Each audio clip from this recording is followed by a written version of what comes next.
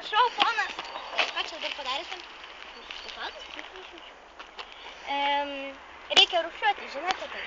Nu, jo, žinau. Reikia įmesti į tam tikrus konteinerius. Reikia įmesti popierius. Aš labai skubėjau, tai žinau. Žinot, jeigu dabar, tarsi mes visigi skubam. Tai jeigu dabar taip pradėsi, tarsi taip visi išmetinės, tai žinot, kad mes braidysim po šiukšlės. Taip, žinau.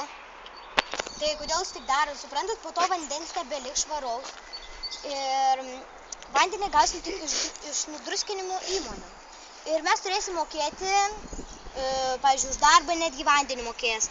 Ir taigi taip mes taip negalim, kad taip atsitiktų, nes tai yra labai baisu. Tai prašau dabar paimti savo šiukšlę ir išmesti tam tikrą konteinerį.